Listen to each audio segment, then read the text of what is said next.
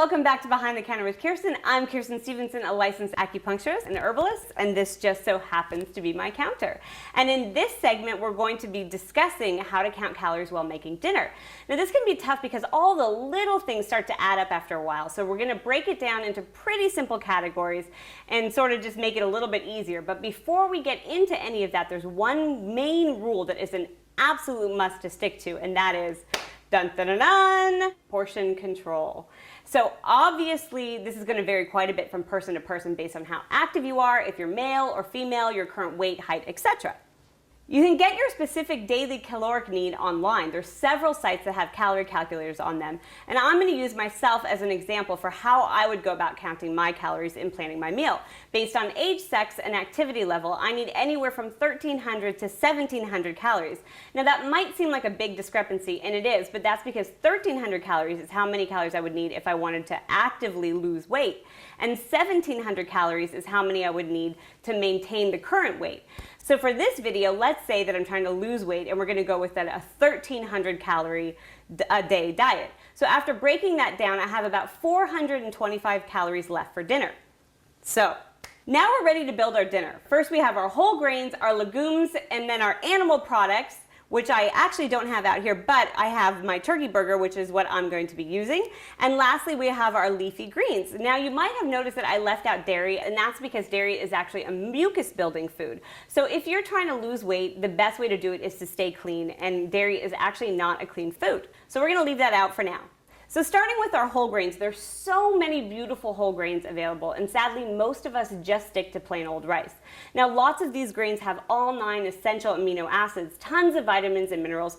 For the next time that you're making a meal, I challenge you to try a different grain. Now I'm going to be using black rice, which is what I have there, and the ratio as far as calories go for grains, it's about half a cup of cooked grains is around 100, 110, 120 calories. It varies a little bit, so you might have to kind of look it up online, but about 120 calories that we're allocating for whole grains. Next we have our legumes. In general, legumes are an excellent source of protein and fiber, and they're low in fat and high in minerals and vitamins, so a wonderful addition to any meal. You can get your beans in a can, but you want to make sure that they're organic and have no added sugar or preservatives. But a better choice if you have the time is to get your legumes dried and then soak them the night before you're about to eat them. So legumes in general, one portion is about a half a cup, and they're about 110 calories. Like I said, loaded with protein and fiber, so great for any meal. Now I had them for lunch, so I'm actually not going to be eating them for dinner, so that's why they're not on the plate.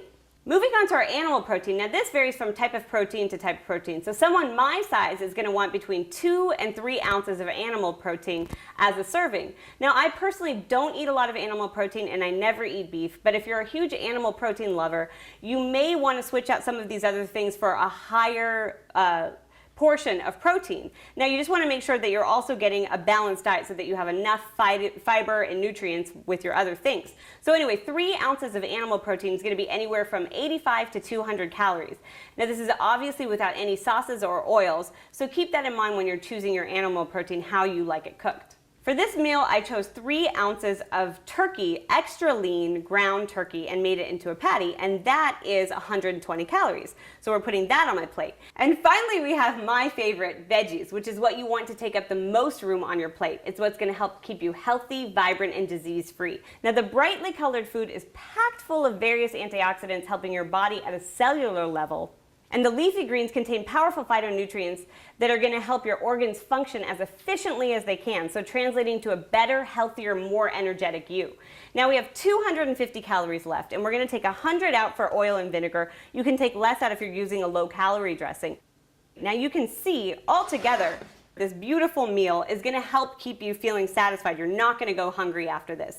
Now that's a lot of food for 425 calories. So if you choose wisely, it's a cinch to stay on track and keep you full, healthy, and living longer, healthier life. Thanks for watching Behind the Counter with Kirstin. Tune in next time. Cheers.